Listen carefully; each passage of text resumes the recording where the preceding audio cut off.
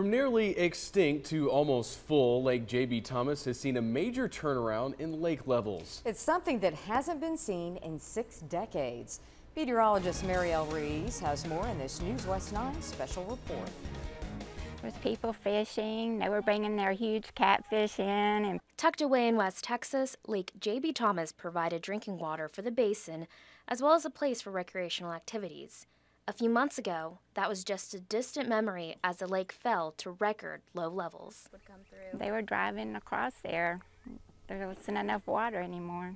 This time last year, you could practically walk across the lake, but the lake levels have changed so drastically within the past year. Right now, it's at about 75% full, but if we walk uphill just to these rocks, that's about 100% full. Not that far off from where it's at now. We're at 77% now, and this time last year, it was at 1% full. And so the lake's gone up 45 feet lake levels just in the last year alone. The lake hasn't seen levels like this in over 50 years. 1963 was the last time the lake was this full. And it was actually pretty close to being full for most of the late 50s, early 60s. Then there was some drought in the mid to late 60s that really dropped the lake levels. And it never really recovered back to those levels until right now. The impressive rise in levels is due to a couple of significant weather events. Back in September, the remnants of Hurricane Odile actually came from the Pacific and kind of just sat over us for a couple days and dumped a whole lot of rain. This is what jump-started the rise in lake levels. It went from 1 to 43% capacity, which is over 27 billion gallons of water. And then we had a couple other bigger events like the New Year's Eve ice storm. Actually, you know, it wasn't a whole lot of rain, but for the winter it was a good amount.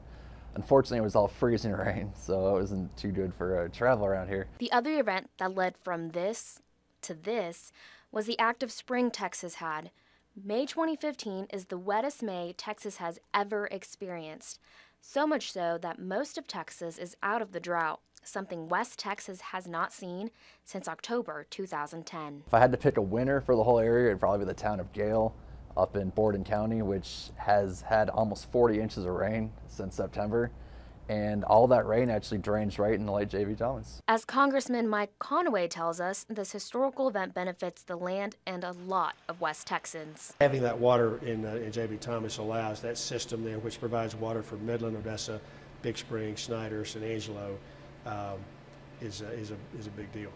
When the lake was at less than 10%, county roads started making their way through the lake bed. But now that the lake levels have risen, docks are afloat and ready to be used. J.B. Thomas is an oasis once more, and most can agree on one thing. So it's pretty incredible how much 1 year's difference can make. Well, there's a lot more water. Yeah. I didn't think I'd ever see it like this again. It's amazing. Brings back a lot of memories. And Mariel's up next with a look at your Storm Tracker 9 forecast.